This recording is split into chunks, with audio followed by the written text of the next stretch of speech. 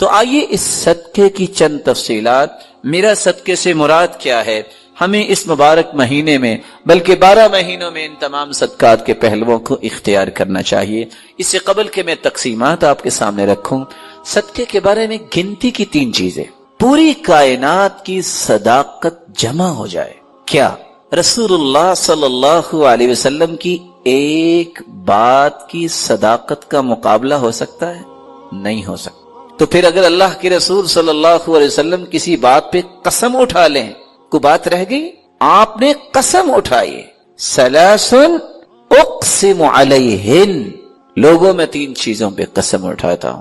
پہلی چیز، ما نقصت صدقۃ من مال، میں قسم اٹھاتا ہوں جو شخص صدقہ کرتا ہے اللہ کی قسم اس کا مال کم نہیں ہوتا، بڑھتا ہے، شک کی گنجائش ہے۔ دوسری بات، میں اس بات پہ قسم اٹھاتا ہوں وَمَا تَوَاضَعَ عَبْدٌ لِلَّهِ إِلَّا رَفَعَهُ اللَّهُ، اور دوسری روایت کے الفاظ یہ بھی ہے وَلَا عَفَا رَجُلٌ عَنْ مَظْلَمَةٍ ظُلِمَهَا إِلَّا زَادَهُ اللَّهُ عِزًّا، اللہ کی قسم جس کے ساتھ زیادتی ہو اگر وہ معاف کر دے، اور دوسرے لفظ اگر کوئی تواضع اختیار کرے تو وہ گرتا نہیں، اللہ اس سے اور عزتوں سے نوازتے ہیں۔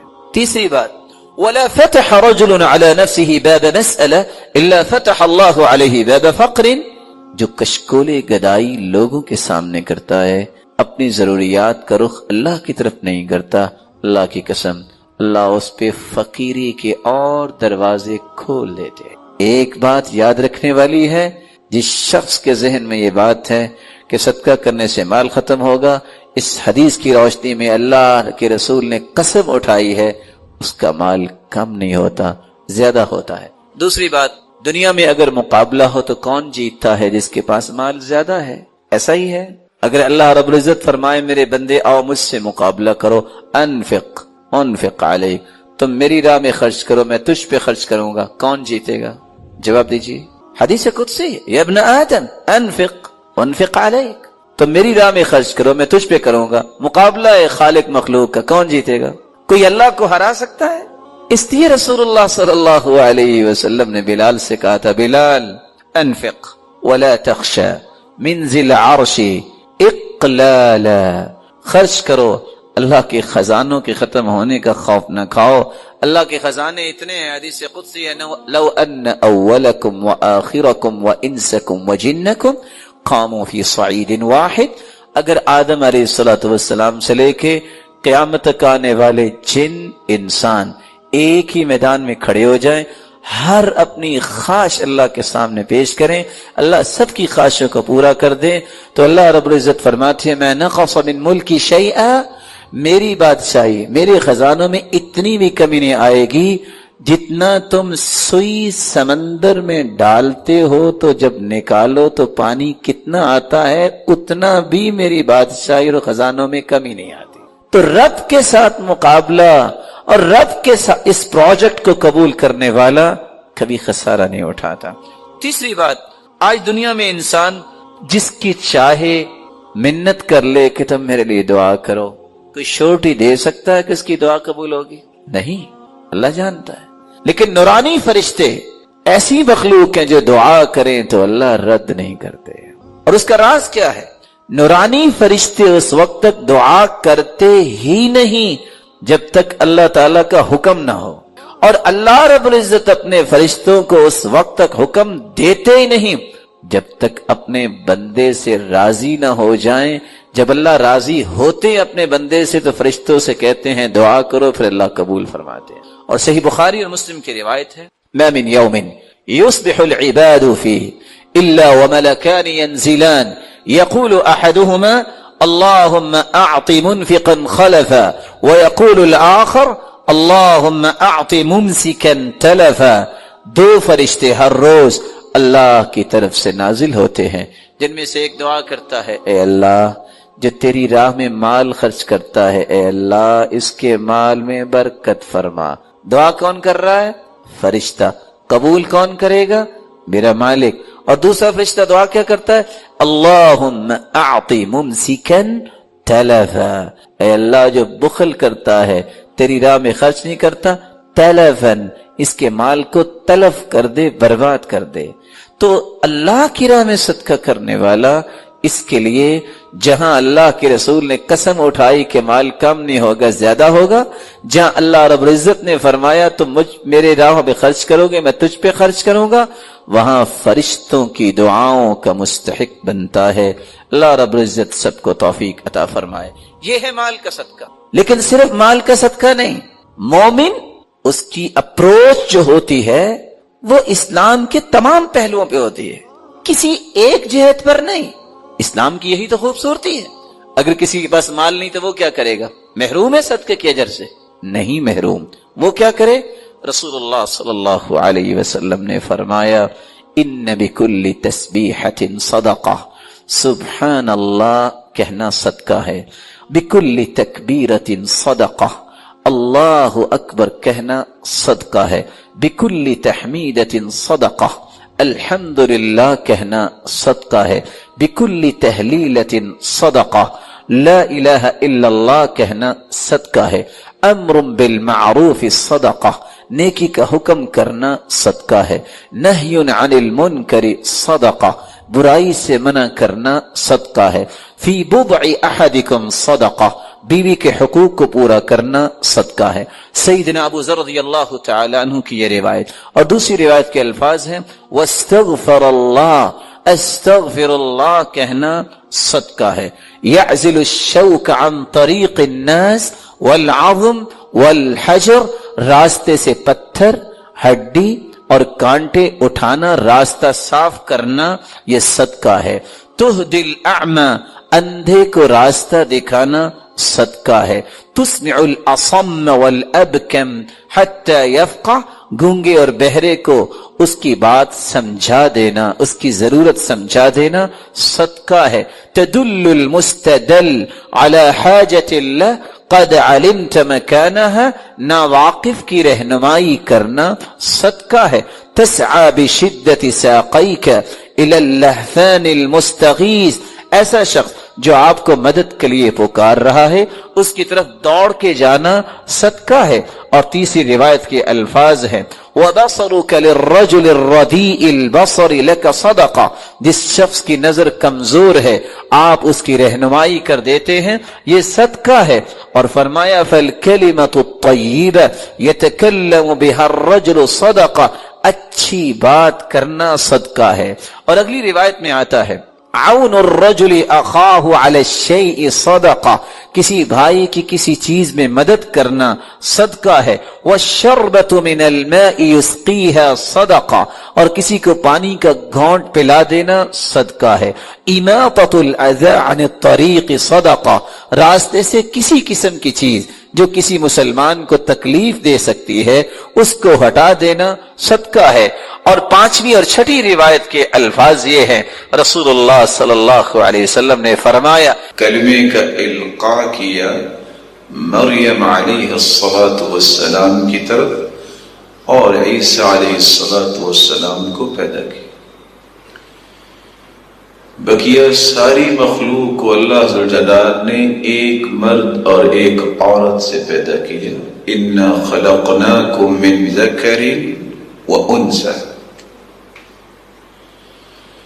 پھر جب کائنات کے ہر فرد کی تخلیق ہوئی تو اس کے مدارج اللہ ذو الجلال نے بیان کیے۔ اللہ ذو الجلال فرماتے ہیں والذی خلقکم من تراب، اللہ ذو الجلال وہ ذات ہے جس نے تمہیں مٹی سے پیدا کیا۔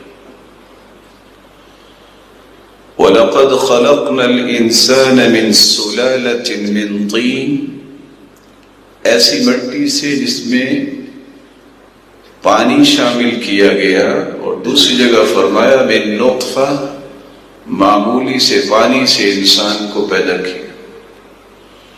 انا خلقناہم من طین لازب، ایسی مٹی سے پیدا کیا جو چپکنے والی مٹی ہے۔ خلق الانسان من صلصال کالفخار، ایسی مٹی سے جس کو معمولی سا حرکت دے تو اس سے آواز آتی ہے، کھنکھناتی مٹی۔ وَلَقَدْ خَلَقْنَا الْإِنسَانَ مِنْ صَلْصَالٍ مِنْ حَمَإٍ مَسْنُونٍ، ایسی سیاہ مٹی سے انسان کو پیدا کیا، اور رسول اللہ صلی اللہ علیہ وسلم نے اس کی وضاحت کی، خلق آدم من 3 تربات، آدم علیہ السلام کو 3 قسم کی مٹیوں سے پیدا کیا گیا، سوداء و بیضاء و حمراء، سیاہ مٹی سے، سفید سے اور سرخ مٹی سے۔ لما خلق اللہ الخلق، بلکہ رسول اللہ صلی اللہ علیہ وسلم نے فرمایا جب اللہ ذوالجلال نے انسانیت کی تخلیق کرنا چاہیے، قبضها من جمیع الارض، اللہ نے پوری زمین سے مٹی لی، فجاء بنو آدم على قدر الارض، تو آدم کی اولاد بھی ویسے پیدا کی، منہم الاسود والابیض والاحمر وبین ذلك، کسی کا رنگ سیاہ، سفید، سرخ، اور کسی کا رنگ سرخ اور سفید، اور کسی کا رنگ وبین ذلك، سفید اور سیاہ۔ منہم الطیب والخبیث، منہم الخبیث والطیب، کچھ لوگ ابتدا سے ہی بڑے پاکیزہ ہوتے ہیں، کچھ لوگ ابتدا سے ہی بڑے خبیث قسم کے ہوتے ہیں۔ منہم السہل والحزن، کچھ لوگ بچپن سے ہی مسکراہٹیں بکھیرتے ہیں، اور کچھ لوگ زندگی کے آخری رمق تک غمگین رہتے ہیں۔ فجاء بنو آدم على قدر الارض، جیسے جیسے زمین کی مٹی کی خاصیتیں تھیں، یہ ساری کی ساری چیزیں اللہ نے انسان میں ودیعت فرما دی۔ غصہ بھی رکھا، محبت بھی رکھی، ہر قسم کا جذبہ رکھا، لیکن ساتھ ان جذبوں کو کنٹرول کرنے کے لیے شریعت اتار دی۔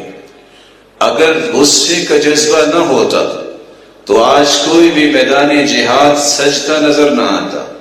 اگر محبت انسان کے اندر نہ رکھی جاتی تو کوئی ماں اپنے بیٹے کو دودھ پلانے کے لیے تیار نہ ہوتی، لیکن محبت، غصہ اور دیگر جذبات کو لائن پہ رکھنے کے لیے اللہ ذوالجلال نے شریعتوں کو اتارا۔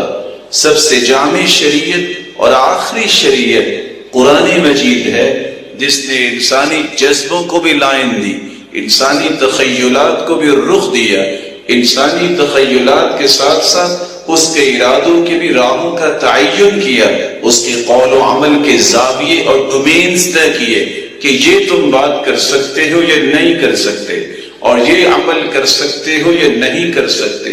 جو چیز اللہ نے تمہیں عطا کی اس پہ شکر کرو، اور شکر یہ ہے کہ اس کو اللہ کی اطاعت میں لگا دو، اور جو چیز اللہ نے عطا نہیں کی اس کی حکمت ہے اور اس کا فیصلہ ہے، اس میں بہت ساری حکمتیں پنہاں ہیں، تمہیں سمجھ آئے نہ آئے تمہیں ایمان لانا ہے۔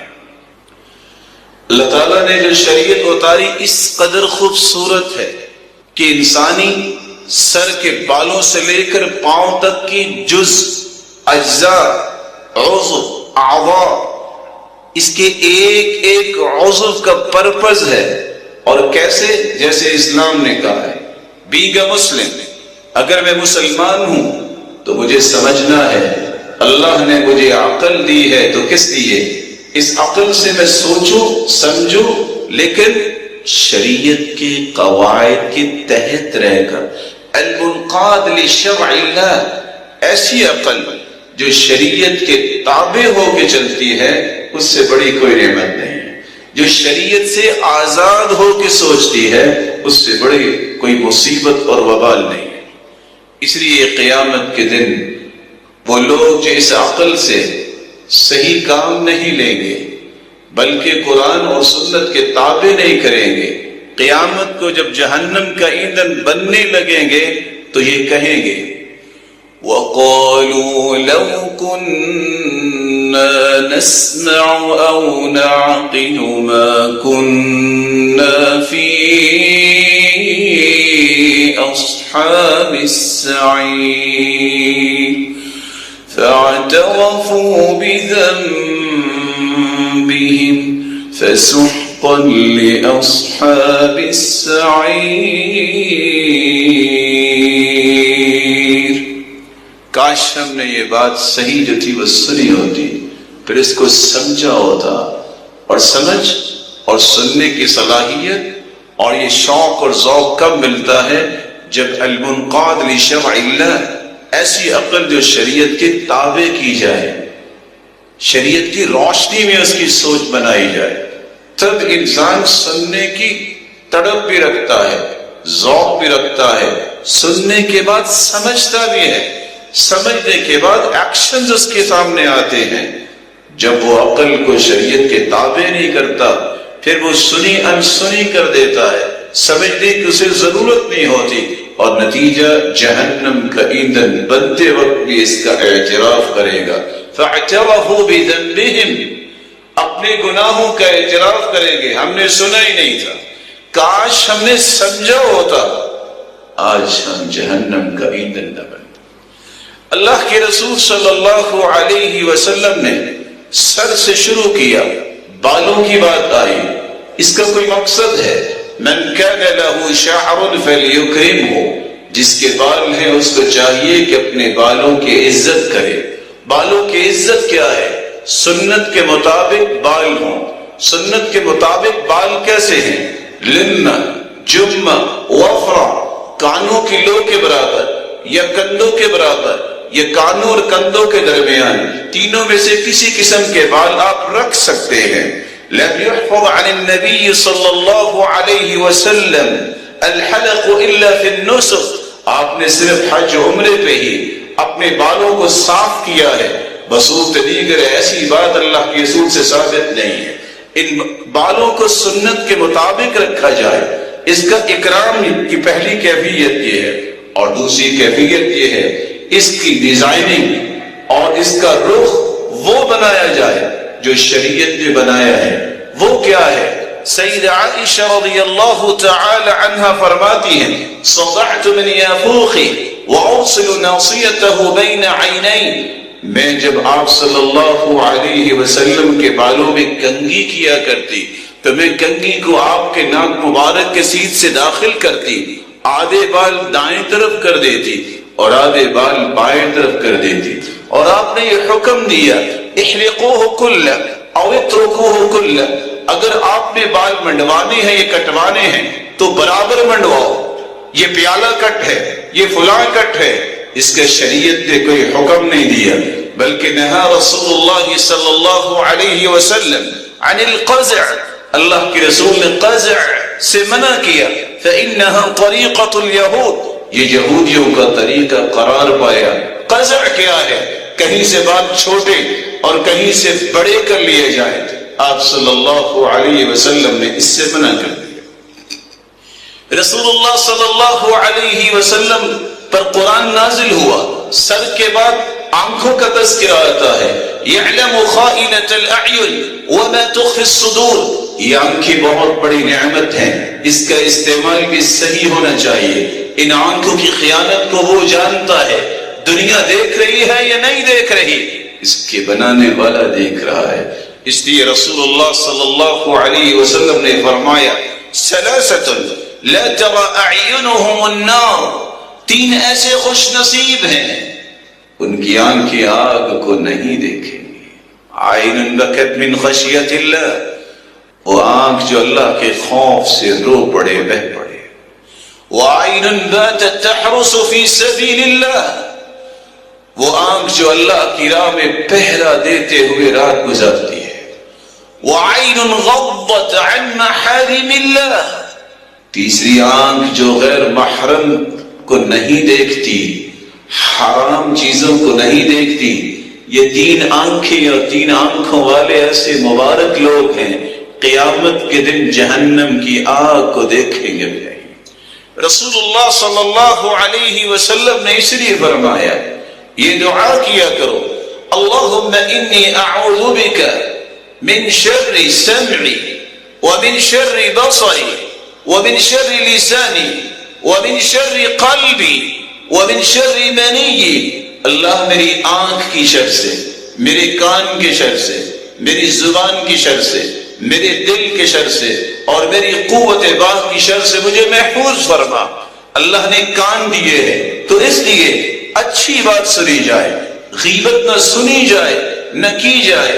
من رد عن اخیہ الغیبہ، جو شخص کسی کی غیبت کو دور کرتا ہے، من رد عن عرض اخیہ بالمغیبہ كان حقا على الله ان يعتقه من النار، جو کسی کی غیبت کو روکتا ہے خود بھی رکتا ہے، جس طرح اس نے مسلمان کی عزت کی حفاظت کی، اللہ اس کے چہرے کو اور اس کو جہنم سے آزاد کر دیں گے۔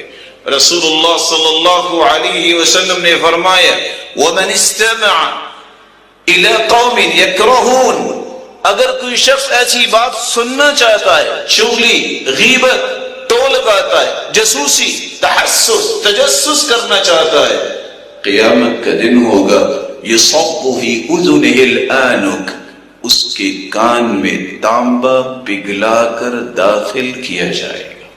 رسول اللہ صلی اللہ علیہ وآلہ وسلم نے صحابہ کرام کو یہی سمجھایا جو قرآن مجید کہہ رہا ہے یا ایھا الذین آمنوا اجتنبوا کثیرا من الظن ان بعض الظن اثم ولا تجسسوا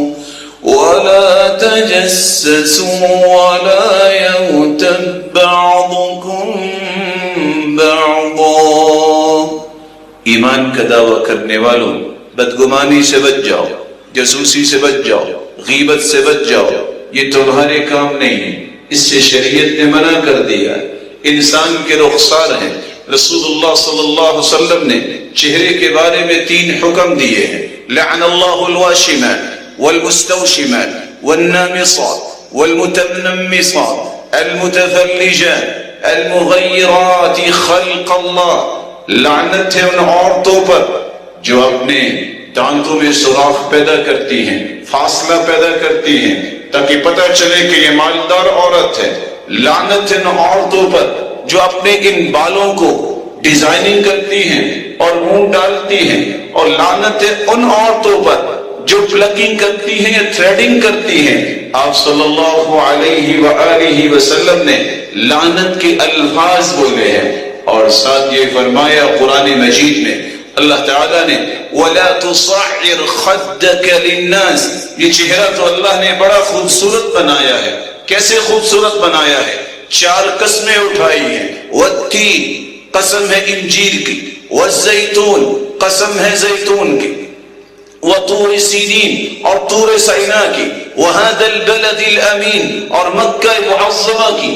4 قسمیں اٹھانے کے بعد فرمایا لَقَدْ خَلَقْنَا الْإِنسَانَ فِي أَحْسَنِ تَقْوِيمٍ، ہم نے انسان کو بہت خوبصورت سانچے میں بنایا ہے، اتنا خوبصورت چہرہ۔ وَلَا تُصَعِّرْ خَدَّكَ لِلنَّاسِ، اس لیے گالوں کو پھلا پھلا کے بات نہ کرنا، تعلیم دی ہے کہ جسم کے ایک ایک عضو کا استعمال کیسے کرنا ہے۔ بلکہ رسول اللہ صلی اللہ علیہ وسلم نے فرمایا سیأتی علی الناس زمان، ایک ایسا زمانہ آئے گا کہ لوگ ایسے ہوں گے یأکلون الوان الطعام ویشربون الوان الشراب ویلبسون الوان الثياب ویتشدقون فی الکلام اولئک شغار امتی، صرف دکھاوے کے لیے، شہرت کے لیے، گمنڈ، غرور، تکبر، پیسے کی نمائش کے لیے ایک نہیں 20 کھانے ہوں گے، ضائع کریں گے، 20 مشروبات رکھیں گے، ضائع کریں گے، صبح کو کچھ لباس، شام کو کچھ، دوپہر کا کچھ، یہ فضول خرچی پہ جو اتر آئیں گے، پھر منہ پھلا پھلا کے لوگوں پہ رعب جمائیں گے۔ اولئک شغار امتی، یہ لوگ دنیا جہان کے بدترین لوگ ہیں۔ رسول اللہ صلی اللہ علیہ وآلہ وسلم نے اس چہرے کے بارے میں یہ بھی فرمایا خالف المشرکین، خالف المجوس، خالف الیہود، خالف النصارى، یہودیوں کی مخالفت، عیسائیوں کی، مشرکوں کی، مجوسیوں کی مخالفت کرو۔ کیسے ہوگی؟ فَأْحُ اللِّحَىٰ، داڑھی کو معاف کر کے مردوں کے لیے حکم ہے، وَأَنْهِكُ الشَّوَارِبَ، اور اپنی مونچھوں کو کٹواؤ یا منڈواؤ، جُزُّ الشَّوَارِبِ۔ آپ صلی اللہ علیہ وآلہ وسلم نے قرآن مجید کی روشنی میں صحابہ کو تربیت دی، اگر آپ کے ہاتھ ہیں تو ان ہاتھوں کا استعمال بھی صحیح ہونا چاہیے. یہ خیر کے لیے آگے بڑھے، شر کے لیے نہیں. وَلَا تَجْعَلْ يَدَكَ مَغْلُولَةً إِلَىٰ عُنُقِكَ وَلَا تَبْسُطْهَا كُلَّ الْبَسْطِ فَتَقْعُدَ مَلُومًا مَحْسُورًا. نہ تبذیر کرو، نہ اسراف کرو، نہ فضول خرچی کرو، اور نہ ہی بخل ہی کرو. وَاخْفِضْ جَنَاحَكَ لِلْمُؤْمِنِينَ. آپ کے بازو ہیں، اس کو اکڑا کے نہیں، تکبر نہیں کرنا، مومنوں کے لیے جھکا کے رکھو. فرمایا مومن وہ ہے الْمُطَوَّعُونَ أَكْنَابَهُمْ، جن کے کندھے اور بازو جھکے ہوئے ہوتے ہیں. عز و انکساری، حیا، وقار، رضانت، یہ مومن کی نشانی ہے. وہ آکڑ کے نہیں چلتا، کیونکہ اللہ کے رسول نے فرمایا اذا مشت امتی مطیطا، جب میری امت کے لوگ بازو کھول کھول کے چلیں گے، سلط شرارها على خيارها، عذاب آئے گا، شریر لوگ نیک لوگوں پہ مسلط کر دیے جائیں گے.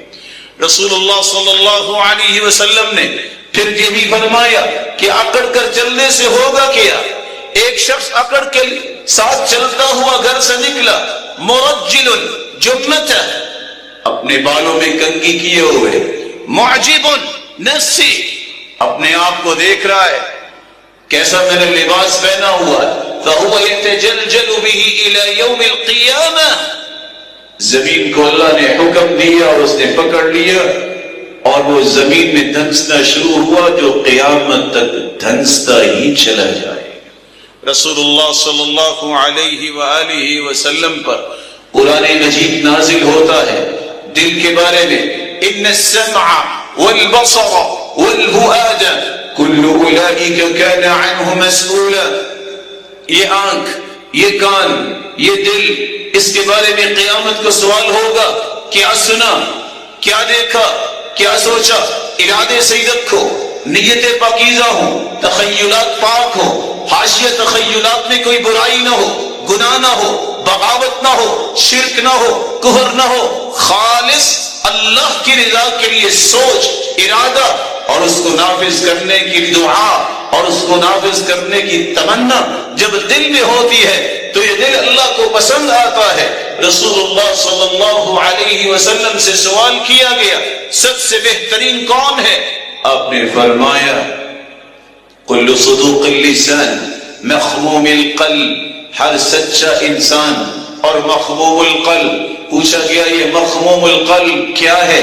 قال هو التقی النقی الذي لا اثم فيه ولا بغي ولا غل ولا حسد.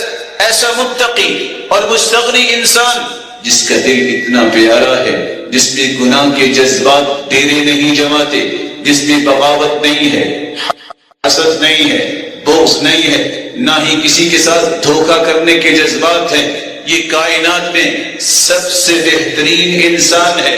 رسول اللہ صلی اللہ علیہ وسلم پر قرآن اترتا ہے، پیٹ کا تذکر آتا ہے، فرمایا کھلو واشربوا ولا تسرفوا، کھاؤ ضرور، پیو ضرور، لیکن اسراف نہ کرو. اتنا نہ کھاؤ کہ بیماریاں اپنے ساتھ جوڑ لو، اور اتنا بھی اپنے آپ پہ ظلم نہ کرو کہ یہ ہاضمے کا سسٹم، اپنا سسٹم کام کرنا چھوڑ دے. اسراف نہ کرو، نہ کھانے میں نہ پینے میں. بلکہ رسول اللہ صلی اللہ علیہ وسلم نے وضاحت دی ما ملأ آدمی وعاء شرا من بطن. دنیا میں برتن تو بہت زیادہ ہیں، طرح طرح کے برتن، سب سے برا برتن وہ ہے جب انسان اپنے پیٹ کو بھر کے کھانا کھاتا ہے. بحسب ابن آدم لقیمات یقمن صلبا، آدم کی اولاد کے لیے اتنے لقمے کافی ہیں جس سے اس کی کمر درست رہے، کام کرتا رہے، اس میں کوئی ویکنس نہ ہو، اس کی ضرورت پوری ہو جائے.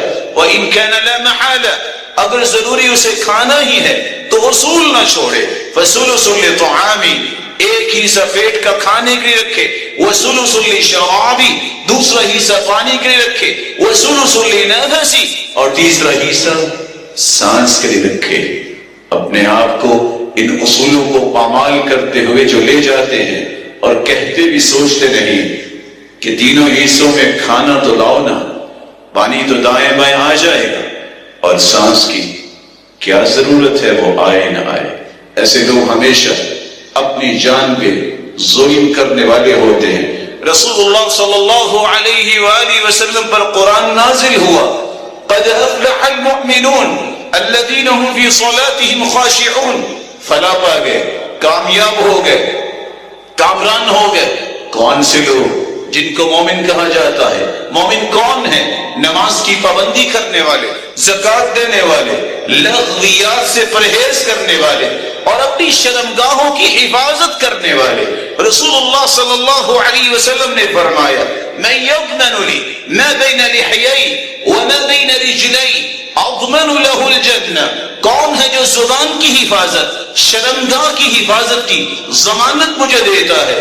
میں جنت کی ضمانت دیتا ہوں۔ بلکہ آپ صلی اللہ علیہ وآلہ وسلم نے فرمایا، اگر تم جنت چاہتے ہو تو اس کا ایک طریقہ ہے، اصدقوا اذا حدثتم، جب بھی بات کرو سچ بولا کرو، واوفوا اذا عاہدتم، وعدہ کرو تو وعدہ پورا کیا کرو، وَأَدُّوا إِذَا اؤْتُمِنْتُمْ، امانت تمہیں دی جائے تو خیانت نہ کیا کرو، حفاظت کیا کرو، وَكُفُّوا أَيْدِيَكُمْ، اپنے ہاتھوں کو برائی سے بچا کے رکھا کرو، وَغُضُّوا أَبْصَارَكُمْ، اور اپنی آنکھوں کی حفاظت کیا کرو، ان کو جھکا کے رکھا کرو، وَاحْفَظُوا فُرُوجَكُمْ، اور اپنی شرمگاہوں کی حفاظت کرو، تَدْخُلُونَ جَنَّةَ رَبِّكُمْ، تم اپنے رب کی جنت کے مہمان بن جاؤ گے۔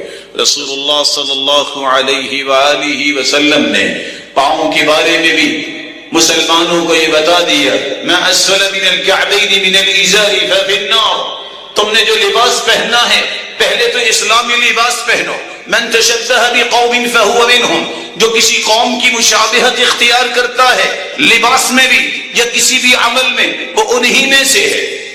صحابی کہتے ہیں، رأى رسول اللہ صلی اللہ علیہ وسلم علی ثوبین معصرین فقال لا تلبسهما، اللہ کے رسول نے زرد رنگ کی دو چادریں مجھ پہ دیکھی، میں نے لباس پہنا تھا، فرمایا اس کو نہ پہننا، فإنها من لباس الكفار، یہ کافروں کا لباس ہے۔ کہا اللہ کے رسول دھو کے رنگ صاف کر دو زرد، قال لا بل احرقهما، ان کو جلا دو۔ مسلمان کافروں کی مشابہت نہیں کرتا لباس میں بھی۔